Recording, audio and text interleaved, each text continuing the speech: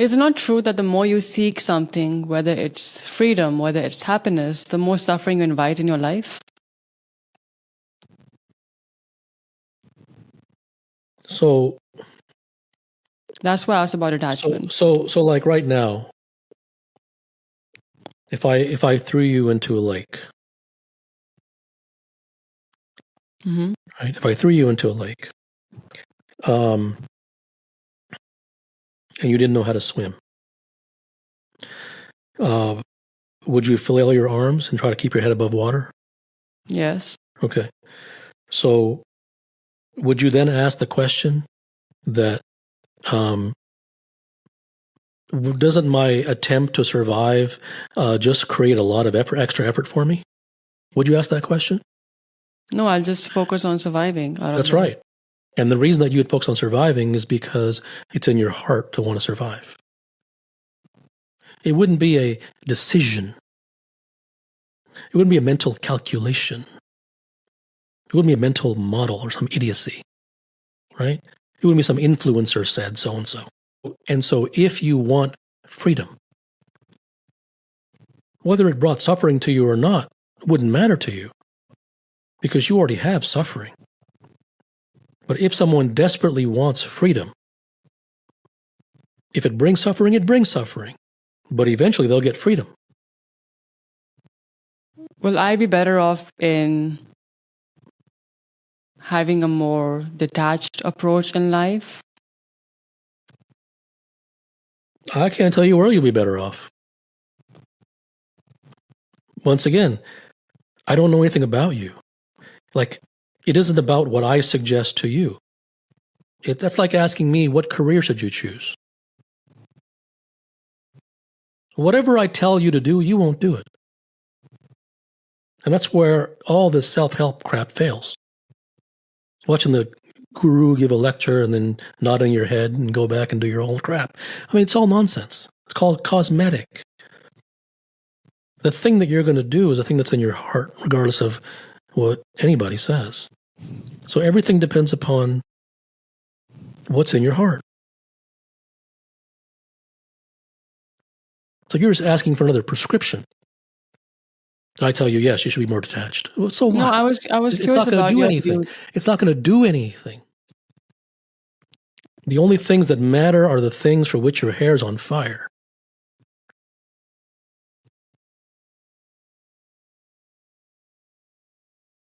And I'll be honest with you. I'll be honest with you. I'm not going to blow smoke. I'll be honest with you. I don't blow smoke. It might take 25 years to understand this conversation. Whether it's for you or for somebody else or whatever it is. It might, and it may not even happen in this lifetime or the next. And that isn't because it's so wonderful. And it isn't wonderful. It's not wonderful. There's nothing good about it. Like, I'm not good, right? It's just, this is like alien land. This is not how human beings think. And no, you're not going to change your thinking. Okay, just let me stop that right there before you get any ideas, right? Humans aren't wired to unwire themselves. The conditioning is too deep. Now, they weren't born that way, but they've been that way all their lives. And it's not their fault. It's not their fault. But the conditioning is so deep, there's no way that they can hear a conversation like this. There's no way that they can hear these kinds of words without the lens of their conditioning. Therefore, they can only hear it through the lens of their conditioning.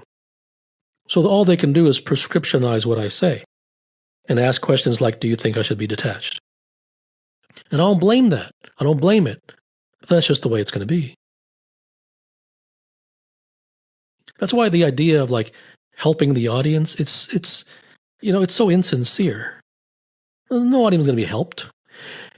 Now there are some people who in their lives are on some, they're very they have some desire for whatever the word is, whether it's truth or whatever it is, right? And so there are some people to whom it might resonate more than others. But even them, I mean, that's between them and the words. It isn't because of any attempt to, quote, help them. There is no way, and I'm not blaming anybody, but there's no way, zero chance, that they're not going to hear that I'm advocating that. And the reason that they're not going to hear, the reason that they will hear that I'm advocating it, even though I'm not, vehemently not, is because every single person in their life, every single guru they've listened to, every single expert they've heard, every single social media person that they've heard, every single book that they've read, and I mean without fail, 100%, are trying to give them a message. They are trying to advocate. They are recommending. And I'm not saying that's evil or wrong or bad. I'm not saying that. I'm just saying because that's all they know, then when I say something, their brain is going to say, oh, he's advocating for X, Y, and Z. And I'm not. But I'm not, just because I'm not advocating for that doesn't mean I'm good. I'm just saying I have no interest in advocating that. So the only reason that I'm bringing this up is to hammer home the fact that when someone says that I advocated for that, no, I'm not. That's why I bring it up. I did not advocate for that. And that's very critical because that's entirely what I'm against, is advocating for things, is prescribing. I don't say that you should become detached or that you should seek truth. That's entirely against everything that I'm devoted to. That's why it's critical to mention that.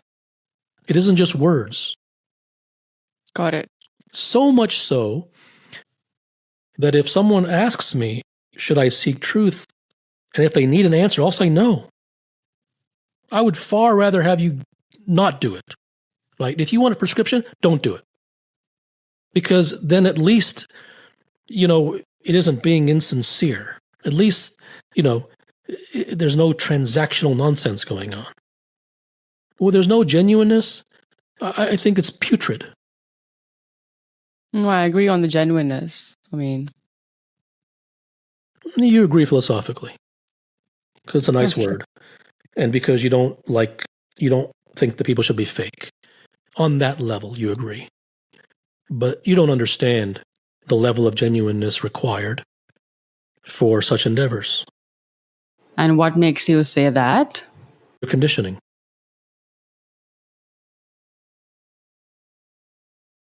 Now, I'm not making a judgment as to what you're capable of, but I am making a factual statement of where you are. Fact or your opinion? No, fact. I have no interest in opinions. That isn't some test that you've passed or failed. It would be more unreasonable for you not to be there. The only way that you're not going to be there is if you're some alien who, when you're born, your entire life, you disregard anything and everything, and you spit fire against everything. You walk the other way when someone talks to you. You cover your ears when you enter a room. I mean, it's something like alien stuff like that, which no one is. I mean, I can't say no one is. There are a handful of people like that.